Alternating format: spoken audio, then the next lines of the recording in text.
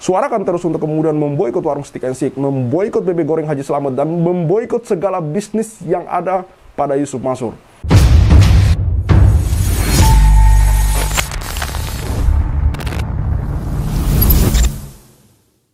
Bismillahirrahmanirrahim. Assalamualaikum warahmatullahi wabarakatuh. Kembali lagi bersama saya Al-Walid. Jam'an Nur Khatib Mansur, atau yang lebih dikenal dengan nama Yusuf Mansur, adalah sebuah nama yang populer sejak tahun 2000-an. Bahkan jauh sebelum itu, beliau sudah populer. Kepopuleran Yusuf Mansur tidak terlepas juga dari berbagai kontroversi yang menyeret namanya. Sebut saja investasi batubara, Paytrend, Hotel City, Kondote Moyavidi, Umroh Merdeka, Tabung Tanah, dan juga perumahan Kaisal Mansur yang beberapa kali menyebut namanya. Bahkan lebih sering terdengar ketika kemudian para korban mulai berbicara, ketika para korban mulai speak up bahwa ada orang-orang yang kemudian ada nama yang kemudian menyeret Yusuf Mansur ketika mereka kemudian ingin memviralkan kasus perumahan Kaisal Mansur ke Kopi Joni Hotman Paris. Yusuf Mansur melarang itu. Kasihan sekali Mas ini berprofesi di sebelah saya. Kita buka saja, mereka adalah berprofesi sebagai ojek online ya. Kerugiannya 100 juta. Itu pun uang hasil ngutang Mas ya, sebagian ya. Sebagian jual cincin kawin untuk DP itu. Kita nggak nutupin ya. Terus kemudian saweran utang dari keluarga, yang 80 juta ngutang dari bank. Ternyata setelah dijadikan DP, ternyata uangnya tidak, rumahnya tidak jadi sampai dengan Kaisal Mansur ini menghilang.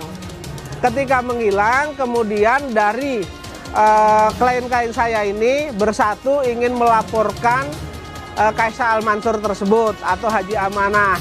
Namun Yusuf Mansur mengendaki bahwa urusannya ini, urusan Haji Amanah akan di take over ya, di take over yang menggantikan kerugian daripada klien-klien saya, DP dari klien saya ini akan digantikan oleh Yusuf Mansur, dan Yusuf Mansur membuat jadwal sendiri selama 12 bulan. Ada apa demikian? Ini kemudian menimbulkan tanda tanya besar sampai hari ini. Lalu kemudian menghilangnya Arab, orang yang kemudian, atau dikenal dengan Bapak Amanah, orang yang kemudian terlibat dalam kasus investasi batubara. Menghilangnya Arab atau Bapak Amanah ini bagi saya tidak mengherankan, karena dalam kasus investasi batubara, Adian Shah yang alamatnya ditelusuri oleh Pak Darso ini merupakan alamat palsu juga ikut hilang, teman-teman. Kenapa semua orang yang bersentuhan dengan Yusuf Mansur lalu kemudian mendapat masalah itu hilang? Entah sengaja dihilangkan atau memang menghilangkan diri. Ini juga menjadi tanda tanya besar. Beberapa waktu lalu, viral di sebuah YouTube, Yusuf Mansur mengaku di tahun 2010 bergabung di warung Stick and Shake Jody Brotoseno. Maka 2010 ketika saya masuk pertama kali ke warung Stick and Shake, langsung ya, izin Allah ya, mudah-mudahan ini bukan ria, bukan sum'ah, di waktu maghrib di depan layar kaca. Dengan terang-terangan dan dengan jelas di sana Yusuf Mansur mengatakan bahwa dia bergabung di warung Stick and Shake, berinvestasi di warung Stick and Shake di tahun 2010. Lalu kemudian ikut mengembangkan warung Stick and Shake bersama Jody Brotoseno.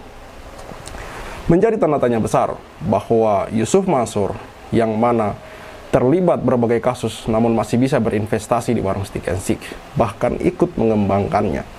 Walaupun hari ini Yusuf Mansur berhenti berbicara tentang warung Stick and Shake, tapi saya yakin dan percaya bahwa Yusuf Mansur masih ikut mengelolanya.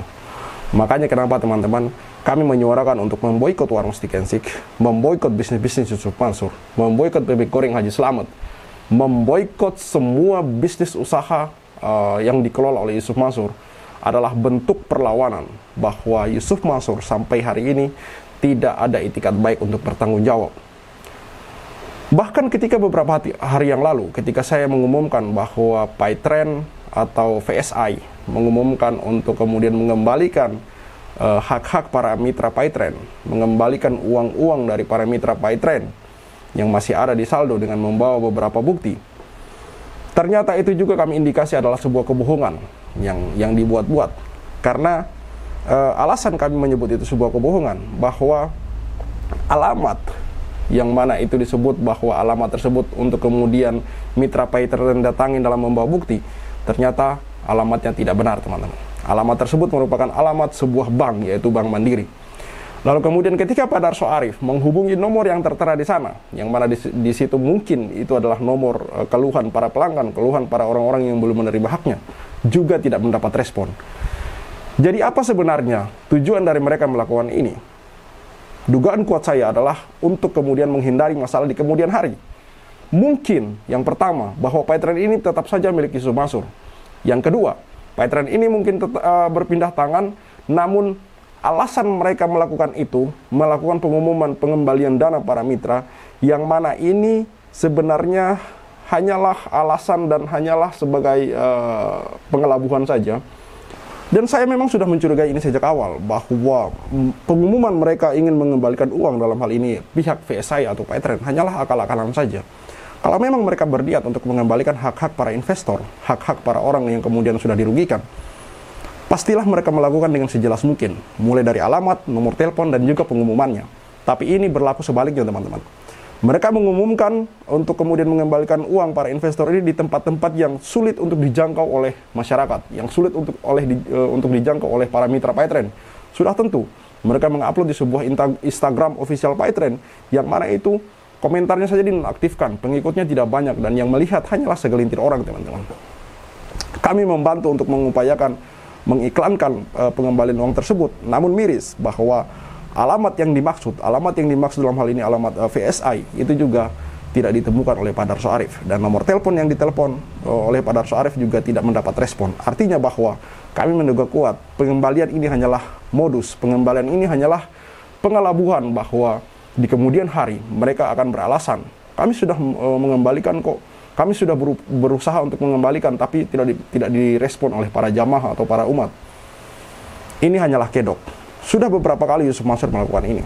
Sudah beberapa kali Yusuf Mansur kemudian, kami duga kuat, berupaya untuk mengelabuhi umat. Yusuf Mansur pernah mengatakan bahwa dia sudah mengembalikan hak dari mitra atau investor batubara sejumlah 20 miliar lebih, yang mana itu tidak terbukti sampai hari ini. Dalam patungan usaha dan juga beberapa program lainnya, Yusuf Mansur pernah menunjukkan sejumlah bukti yang berupa buku yang menumpuk, yang katanya ini adalah bukti-bukti bahwa duit korban sudah dikembalikan, tapi tidak pernah ditunjukkan data yang jelas, tidak pernah mau diaudit apakah memang benar perkataannya itu atau tidak. Yang jelas Yusuf Mansur hanya menunjukkan bukti, yang mana kami duga kuat itu hanyalah sebuah pencitraan dan juga pengelabuan umat. Makanya kenapa, teman-teman, kami suarakan untuk kemudian memboikot Yusuf Mansur, karena ini adalah satu perlawanan yang efektif, satu perlawanan yang menurut saya lebih efisien. Boikot itu juga dilakukan di beberapa kasus yang lain, yang mana itu sangat efektif dampaknya, bahkan ini menyangkut perusahaan-perusahaan besar ya. Dan ini sangat efektif. Jadi suarakan terus untuk kemudian memboikot Warung Steak and Shake, memboikot bebek goreng Haji Slamet, dan memboikot segala bisnis yang ada pada Yusuf Mansur. Karena saya yakin ini sangat efektif. Memiskinkan Yusuf Mansur, membuat kemudian Yusuf Mansur tidak berkutik, adalah satu bentuk perlawanan dari kita untuk Yusuf Mansur, yang sampai hari ini belum mendapat penanganan yang serius dari pihak yang berwenang. Sampai hari ini Yusuf Mansur masih melenggang bebas. Yusuf Mansur bahkan masih diundang di beberapa acara. Padahal sudah sangat banyak kebohongan yang dibuat. Sebut saja ketika dia mengaku sebagai komisaris Grab, mengaku naik pesawat 1000 kali dalam setahun, berbicara dengan semut, membayar utang menggunakan daun, lalu kemudian bertemu dengan Rasulullah, tidak mau membuang sampah karena dilarang oleh Rasulullah, melihat langsung Rasulullah SAW, lalu kemudian membohongi orang-orang dengan mengatakan bahwa ketika Anda bersedekah 1 juta akan kembali 10 juta, ketika Anda sedekah motor akan menjadi mobil, ketika Anda sedekah mobil Avanza akan menjadi Fortuner. Ini semua adalah kebohongan-kebohongan yang dilakukan oleh Yusuf Mansur, yang memang harus kita cegah dan harus kita hentikan, teman-teman. Kalau ini tidak kita lakukan, maka ke depan akan terjadi lagi hal-hal seperti ini yang tidak kita inginkan. Akan jatuh lagi korban-korban berikutnya, yang mana kemudian akan menangis ketika kami wawancarai, teman-teman. Ini yang tentu kami tidak inginkan, teman-teman. Saya yakin dan percaya ketika kemudian orang-orang untuk berhenti memperhatikan atau berhenti mengkritik Yusuf Mansur, maka Yusuf Mansur mungkin akan kembali membuat program-program investasi yang sama. Dalam waktu ketika kami mengkritik Yusuf Mansur saja, muncul kasus anaknya, Wirda Mansur, yang mana ini kasus kemarin milenial anti bokeh, yang juga itu menelan kerugian sejumlah 9 miliar. Belum lagi kasus sebelumnya, kripto, yang juga ini menyentuh angka puluhan miliar, teman-teman. Yang mana kami duga, di sana ada juga nama Yusuf Mansur. Orang-orang ini harus dihentikan, teman-teman. Orang-orang ini harus dipenjarakan. Tapi sebelum dipenjarakan, harusnya kita upayakan untuk kemudian uang-uang para korban ini dikembalikan. Ditambah lagi ekonomi hari-hari ini kian buruk, teman-teman. Rupiah semakin melemah. Maka hak orang ini tentu sangat dibutuhkan. Hak-hak dari para investor, dari para korban ini tentu mereka sangat membutuhkannya. Jadi tidak lain dan tidak bukan selain kami selain kita menyuarakan untuk memboikot bisnis-bisnis Yusuf Mansur, suarakan juga kemudian untuk kita viralkan bahwa Yusuf Mansur ini harus mengembalikan dana para umat. Sekali lagi saya katakan, boikot warung steak and shake, boikot bebek goreng Haji Slamet, dan boikot Yusuf Mansur. Khalid Al-Walid, see you on the next videos. Maka 2010 ketika saya masuk pertama kali ke warung steak and shake, like video jangan di skip, share sampai kena strap, like biar kasusnya di up, komen sampai dia kena strap. Yusuf Mansur punya cerita, katanya punya daku di mana-mana, nyatanya cuma numpang nama, emang dasar gak punya muka. Boykot Yusuf Mansur, bikin bisnis batu bara kau bangkrut, bikin aplikasi Paytran kau macet, bikin program umroh merdeka kau mampet, bikin program tabung tanah kau rungkat, bikin program mulia video kau katot, bikin bisnis hotel city ya bacot, bisnis mandek duitnya dicokot. Boykot Yusuf Mansur. Kalau cari tangga dipikir dulu, ngaku komisaris nyatanya halu. Kalau udah dongeng kayak orang nyabu, ngaku punya pesawat nyatanya malu. Boykot Yusuf Mansur. Maju caleg tapi nggak kepilih. Haha, orang udah pada tahu belangnya, ngakunya gabung di warung steak. Ya udah kita boykot sekalian biar steak. Boykot warung steak. Boykot warung steak. Boykot warung steak. Kok bisa bangun bisnis saat pandemi? Emang duitnya dari mana?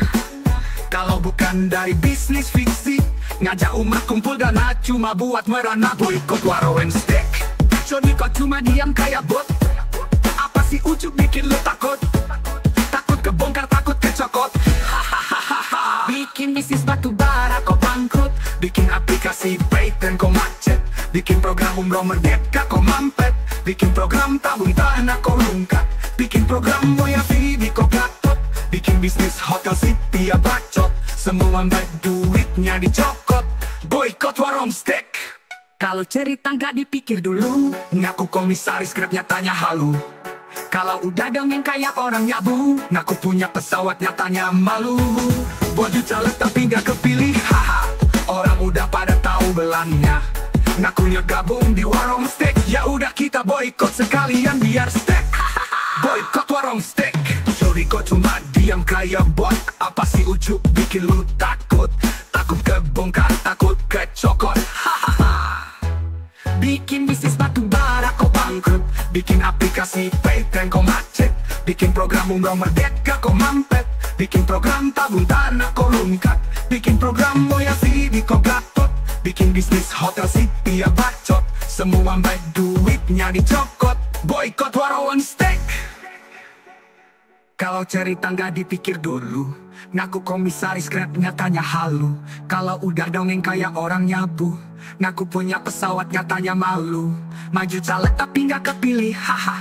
Orang udah pada tahu belangnya, ngakunya gabung di warung steak. Ya udah kita boykot sekalian biar steak. Boykot warung steak. Stop mampir di sana, stop masuk ke sana, stop makan di sana, stop bikin si ujuk kaya. Boykot warung steak. Bikin Yusuf Mansur ketar-ketir, biar dia mikir, biar dia sadar tanggung jawab. Mansur, kami sudah hilang sabar, umat sudah marah besar. Sampai mana kau kabur, akan terus kami kejar walau sampai lubang kubur. Boykot warung steak. Boykot warung steak. Boykot warung steak. Play video jangan di skip, share sampai kena strap, like biar kasusnya di up, komen sampai dia kena step. Hahaha. Boykot warung steak.